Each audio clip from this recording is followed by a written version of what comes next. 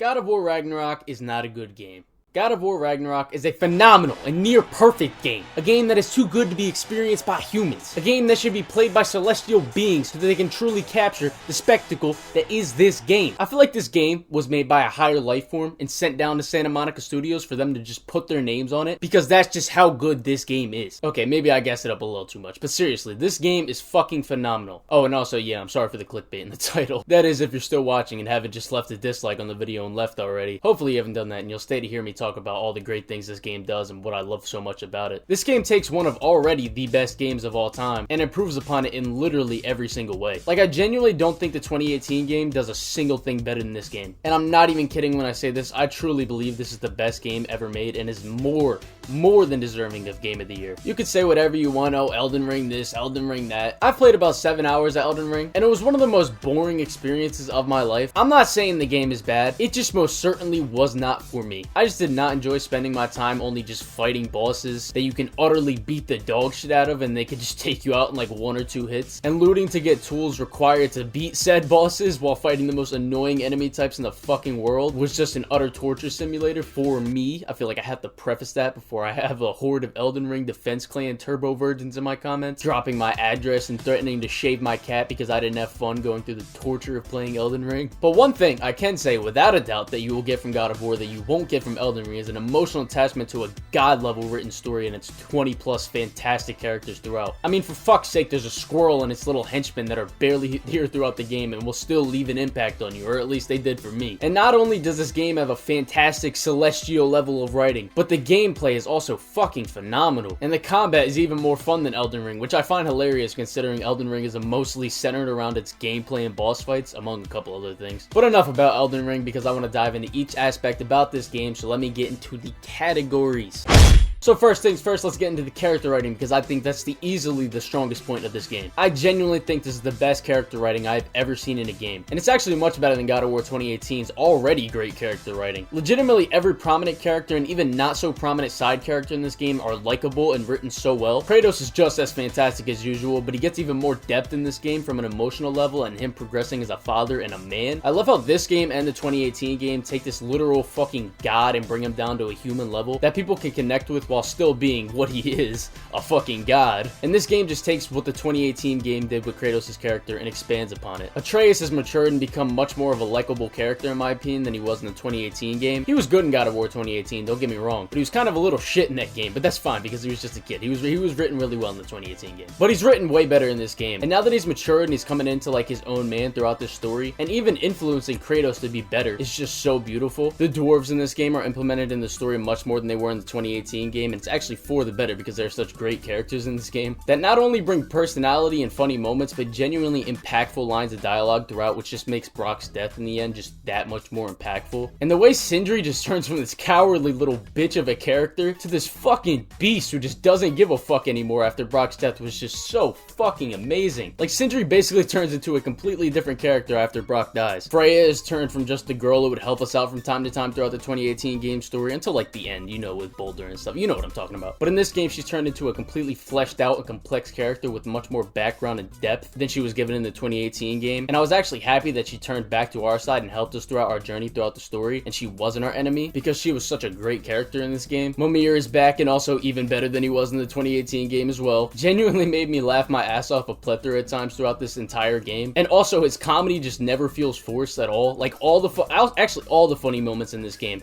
don't feel forced at all, and they were just timed, like the comedy was just timed so perfectly. But not only is Mimir great comic relief, he's also a great mentor to Atreus, almost as if he's like his second dad. He also gives great advice to Kratos, and he himself is also fleshed out even more and his flaws as a man brought out even deeper. He also tells cool and interesting little stories while you're exploring, traversing, or doing side content through each of the beautifully designed realms. And his relationship and history with our enemies in this game and how he like reacts to like seeing Odin and such is again just so amazing. And countless other characters characters, no matter how big or small a role they play in the story, all make an impact on either the world as a whole, Kratos, or the other main characters, the adventure, or all of those things just put together. And they have great and unique personalities. And another thing I would like to add about the unique personalities is how they conflict with each prominent character in this game, and how it all comes together and works so well for such beautiful lines of dialogue and story moments. They each had different ways of looking at a situation through their own views and like moral standards, but they build off each other's views and learn from one another's mistakes. And they take those experiences that one of them went through and taking those experiences to think in a way that may better themselves as people or better the person that they're trying to talk to. And I think the best example of this is the conversations that Kratos and Freya have when going through Vanaheim, when Kratos is helping Freya break Odin's curse upon her, and it's got like that little dimensional lizard thing that protects the true roots. If you play the game, you know what I'm talking about. Another person who I think is an absolute fucking gem for this game, and that's Heimdall, who not only fills the role of a great side antagonist, but also makes for a great story and character moment for Kratos. Heimdall in this game was written to absolute fucking perfection. From the moment he enters this game to the moment he dies. He's written as this cocky, arrogant little douchebag, and it genuinely makes the boss fight with him just that much better. But at the same time, it hurts to kill him because you're following through with that prophecy that you're trying to avoid the whole game, but Kratos has to follow through with it anyway because Heimdall just won't let him not kill him. But what it does for Kratos' character shows that he wants to choose another path and not kill Heimdall, which I think is just such a great fucking moment. And also Thor. I genuinely loved him throughout this entire game, and in the end, Ragnarok battle, when Kratos gets through to him for a second, it makes Thor realize for a moment that maybe he can start clean, is right when Odin kills him right in front of his own daughter, Thrud, who is also, I might add, another great character. But that moment was just so amazing because even though Thor wasn't actually shown that much throughout the story, he was shown at the same time because of Mimir's stories and the conversations had about him through the game. And I also love the fact that the game shows that this parallel between him and Kratos, and the fact that they were both, and I quote what Thor says in the story,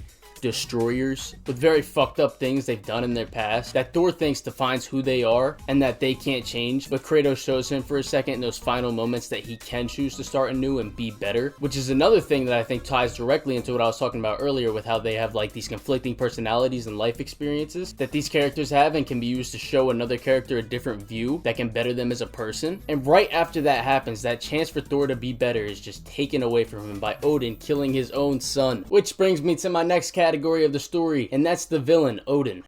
And was he something? I mean, like, holy fuck. He was genuinely fucking fantastic in this game. Written as this manipulative piece of shit who has screwed over anyone he's ever known, and simply just doesn't feel any emotion towards any of it. Like, even when he kills his own son, he was saying, "You made me do this," and he wasn't taking any accountability for his actions. He was in this delusional little headspace that just shows how fucked up of a person he is. And you can also feel all that by the conversations had about him and what he's done throughout all the realms and how he's affected the people in this world. You can genuinely feel the impact that he's had on this world and the characters in it. And the fact that he was in our group disguised as Tyr that whole time, listening and just trying to sway us away from making decisions that would go against him, was just such a fantastic twist and fantastic writing, combined with the fact that he just kills Brock out of nowhere and it just makes you want to kill him even more. And when you eventually do get into that final fight, the payoff is just so fucking worth it. But yeah, Odin was just genuinely a phenomenal fucking villain. Now, the next categories are emotion, dialogue, and acting. I put these three together because they kind of just go hand in hand with each other. I genuinely felt every emotion possible while playing this game. All the deaths made an impact on me, and not only just the deaths, but the heartfelt and emotional and passionate conversations that are had in this game. And that's all due to the brilliant lines of dialogue and build-up that leads up to these emotional moments, as well as the phenomenal fucking voice acting performances across the board. Like, literally everyone was great. And the thing I love most about it is how mature, deep, and intense these moments can be. And these moments wouldn't be so impactful on me if they weren't like that. I honestly think the older you are, the more you appreciate and understand these moments better. Like, I honestly don't think my younger self would have been hit as hard by a lot of the great moments in this game. Like, not only is there so many emotional lines of dialogue, but there are just some straight badass lines that Kratos drops in this game that are backed by Christopher Judge's fucking outstanding performance. And another thing, like, his voice just matches so well with this character. It's actually some of the most perfect casting in gaming history. Like, there was genuinely lines of dialogue in this game that Kratos says that just made me feel like I belonged in the fucking tough tavern in Bikini Bottom. I felt like I grew an extra 10 inches on my dick just listening to some of the badass shit he says in this game. Like, there was a moment in this game that I just still remember, and it was in the most casual moment, just like randomly exploring in the most normal conversation ever, and this motherfucker Kratos says, "It struck me as someone who fears death. That's not a problem, is it?" No. Death can have me when it earns me. Like, bro, death can have me when it earns me? Like, who says some shit like that, bro? That shit just made me sit there for a minute. It made me wonder how Kratos' wife didn't die sooner. Because that line of dialogue alone just confirmed to me that Kratos is packing at least 15 inches in his pants. One more moment I'd like to add in there is when Kratos was fighting Atreus as a bear, but he didn't know it was Atreus as the bear, he just thought it was a bear.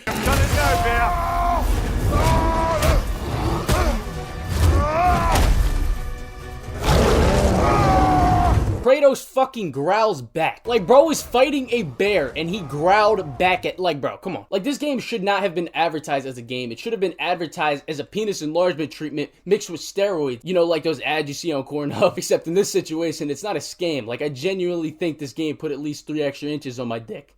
Oh, fuck. I say that as I just fucking voice cracked. But no, like, dead ass, by the time this game was over, I felt like I was more of a man. Moving on to our next category, and as you can probably guess by now, I think this game's plot is just fucking amazing. And right from the opening sequence, it starts off with a bang that just immediately sets the tone for the game. It's truly one of, if not the best opening sequences to a game. The thing I love about this is how the narrative beautifully combines this mystical culture and mythology and like unbelievability of everything in this world with like the relatable themes of like family and coming of age, grief, anger. And there's no moments in the main story that I think like feel out of place, like moments that could have been left out. Like there was none of that. And there was maybe one time total throughout the main story where I felt a little bored, and that was a little bit during the Agrabota mission, but that was just like because gameplay wise it wasn't really fun to just like collect fruit and shit. But even still, that part is made up for with the beautiful storytelling and character development it gives. Also, every story beat and moment that happens in this game are just intertwined and weave together so well, and it all just comes together with a beautiful conclusion. And that's what makes this game's ending just so fantastic for me. All the build up leading to Ragnarok was just fantastic, and the final sequence of Ragnarok itself was just a rush of emotions. Excitement, shock, angerness, happiness, worry. Like, I literally felt so many emotions playing the final sequence of this game. And like I said, there's pretty much 0 moments during this game's story where I felt bored, because not only is it extremely interesting and investing and emotional from start to finish, but the lines of dialogue and voice actor performances in this game just command so much attention. I don't want to break down the plot piece by piece and explain every little detail that I love about this game, because there's literally too many things. And since you're watching this video, you already know what happens in this game's plot and how the storytelling is done so well. And I don't want this to be a 2-hour long video, so you know, moving on.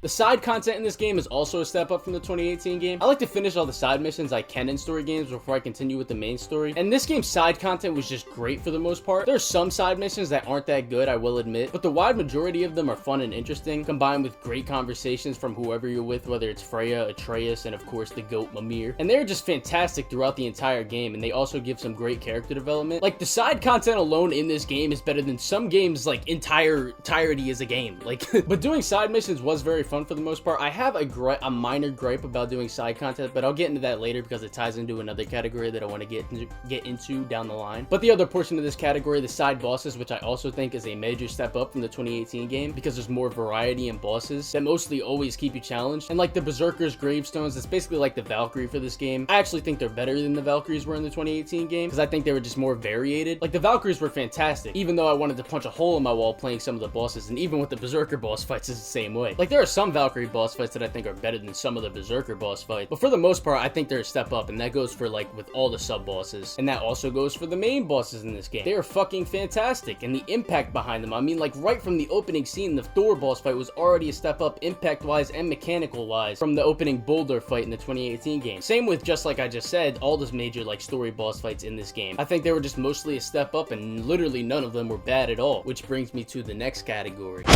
Now we get into the gameplay, and once again, as expected, another step up from the already fantastic 2018 game's gameplay. One thing I will say that I don't really like is the fact that the skill tree is basically a reset from the 2018 game. Like, it was basically just the same thing with kind of just like some little new stuff, and it was just annoying having to get all the skills back from the previous game that you already earned. I do wish they would have added more moves, but I guess the new weapon kind of makes up for that, because I actually really like the new weapon, and all the moves and combos you can string together with it, just like the other weapons, are just very smooth and fun to play with. But the gameplay mechanically, like from like a bare bones, like the structure of it, it just feels mostly very similar. There's some new features like the new shield thing and stuff, like there's a couple other things, but the axe feels pretty much the same. But the Chaos Blades actually did get a bit better and more fun to use from the 2018 game. And we also get a whole new character to play as, being Atreus, who is actually a lot of fun to play with, and he also has his own like unique moveset that feels noticeably different from Kratos, and sometimes Atreus can even be more fun to play as than Kratos. For the most part, I think Kratos is more fun to play, but that doesn't take away from Atreus' gameplay, because I think it's like, it's just great. great. It's fantastic. And just like the sub-bosses in this game, the enemy variety is also improved, causing the gameplay to be less repetitive. A lot of the time you have multiple different enemy types that require different ways of taking them down, and there's multiple enemy types like that are all just thrown at you all at once, so you constantly are just locked in, especially on higher difficulty. Not saying God of War 2018 didn't have a similar situation with how like enemies are thrown at you, but the enemy variety was just kind of lacking, and most people kind of know that. But in God of War Ragnarok, this is just not the case at all. The gear and upgrade system actually got a bit better as well, and like easier to use in the 2018 game, as well as adding like new things that you can add to yourself and upgrade. I found the 2018 game to be kind of confusing sometimes when upgrading my armor, but in this game I had no problem just upgrading my character and like all the new like enchantment stuff that you can add to your character. Like, I don't know what they're actually called, but you know what I'm talking about. Now, this is probably the first con that I've said this whole video, but traversing the map is actually probably the weakest part of the gameplay, I can't lie. Now, there's some moments where traversal is fun, and for the instance, like jumping off the walls and latching onto stuff with like your chaos blades, and using the wolves is pretty much, it was pretty good, but everything else is just kind of a bore. Just walking around most of the time or using a boat, which I also will admit is made up for with like the conversations that is had throughout the game. But the thing I hated the most about the traversal system is the fucking climbing. It's actually irritating how slow it is. And now I'll bring up my point where I was talking about the side content later. A lot of the side content and like collecting loot and stuff actually makes you do climbing pretty frequently, I'm not gonna lie. Like, the traversal system makes sense for this game, but that doesn't change the fact that it was mostly boring for me, especially when going through places I've already been at. Like, when you're exploring new areas, yeah, it's gonna be fun because all the realms are designed beautifully, but when I have to like backtrack, it is kind of very annoying to me, which brings me to the next category. Now, the world design and overall like design for this game is mostly fucking fantastic. My major problem with this game, however, is the fact that it has a lot of AGLs, or artificial game lengtheners. Basically just moments that take up amounts of time that aren't very fun or contribute very much to anything. Now, there's a lot of these when looting and exploring all the realms. Now, this game has a lot of great puzzles, and they are very well designed, and they can really challenge your mind. But my problem is with the puzzles is how many there are. Like, there is literally too many puzzles, and it can make exploring and looting just very boring and slow. Like, when I would have just turned my brain off and play the game, I don't want to have to knock a chain off like the other side of the map just to get 500 hack silver from a room in front of me, if you know what I'm talking about. And a lot of getting loot requires you to do puzzles and stuff, which makes sense. Like, I don't really think it's a criticism towards the game. It's just the fact that there's so many puzzles, and that kind of just turns me off sometimes. But another thing you do while looting is like the climbing, and that's actually like, I think, is a valid criticism, because the climbing mechanic in this game is just so boring and slow. Like, compared to like a game like Uncharted or Assassin's Creed, the climbing mechanics in this game are just genuinely like nothing compared to like the climbing mechanics in those games. It's very slow, and on top of that, can someone explain to me, right, why I have to climb all the way down a wall just to get back on the ground? Like, Kratos is a literal god in this game, and it won't allow me to just hop off a wall a little bit early to make the moving around process just faster. Like, there's jumps in this game that I myself could make, and yet Kratos, being a literal god, can't do it. Like, it just gets really stupid sometimes, and the climbing combined with the countless puzzles that the game makes you do, it just makes the game take so much longer, and I think in a bad way, when doing side content, hence why I call them artificial game lengtheners, because there's a good amount of puzzles in this game that just don't need to be there, and they could just make it easier for you to get around certain places and get certain stuff. But that's genuinely like my only major criticism with this game. Like, I think the climbing could be massively improved if it was just faster. You could and you could also like jump from point to point. Like, if you played the Assassin's Creed and Uncharted, you know what I'm talking about. But staying on topic of this game's design, the fucking world designs are fucking fantastic and all unique from each other. They each have their own flavor and bring their own challenges and have their own enemy types, just like the 2018 game. But once again, they're just better in every way in God of War Ragnarok. All the realms in this game are beautifully designed, and this game has too many phenomenal visuals to count. And the cinematics, like, oh my fucking god. Most people say PlayStation exclusive games are like movies, and I guess some people try to use that as like a criticism, which is the most dumb shit in the world, because if anything, that's a compliment. But they are right, it is like playing a movie, and it's fucking beautiful. Every cutscene in this game is just so beautifully shot and cinematic, especially during action sequences. Like, I can't even describe how visually pleasing and cinematic this game is. The cinematography, camera shots, set pieces mixed with the stunning visuals is just truly the best in any game I've ever played. Like, for example, during one of the most climactic parts of this game, when we're recruiting Surtur for Ragnarok, I deadass had to stop for a second and just appreciate the environment I was in. Like, it was just so goddamn breathtaking. Hi, it's Colin from the future here. I felt like a fucking idiot after I completed this whole fucking script because I completely pass by one of the most fucking fantastic parts of this game, and that's the goddamn music. Like, holy shit. You know, y'all know how I was talking about how this game actually made my dick bigger, right? The music also contributed to that. The music in this fucking game is just roaring. Like, the score for this game is just so fucking good. And it plays in the best fucking moments possible. Like, every moment has the perfect bit of music playing during it. It's just fantastic. So yeah, I just had to put that in there, throw that in there. But overall, AGLs aside, this game is fantastic at such a high level from top to bottom. And if you follow me on TikTok, you know how much I love Spider-Man PS4. That was my favorite story for any game I've ever played. But the time has come, and unfortunately and fortunately, it has been dethroned from my #1 spot. For the time being, I genuinely think God of War Ragnarok is the best game ever made. I just had an absolute blast playing this game, and like I've said, the story, gameplay, character writing, emotion, pacing, its beautiful cinematic nature and world design, the boss fight. This game just literally just does so much right at such a high level. There's too much to overlook and not appreciate. Santa Monica Studios should be giving out foot rubs, back massages, and hand jobs for their employees for the next year, because not only did they meet my expectations for this game, but they exceeded them in every way. And I gave God of War Ragnarok an easy 10 out of 10. But yeah, this was my review for the game. Let me know what you guys think of the game, and yeah.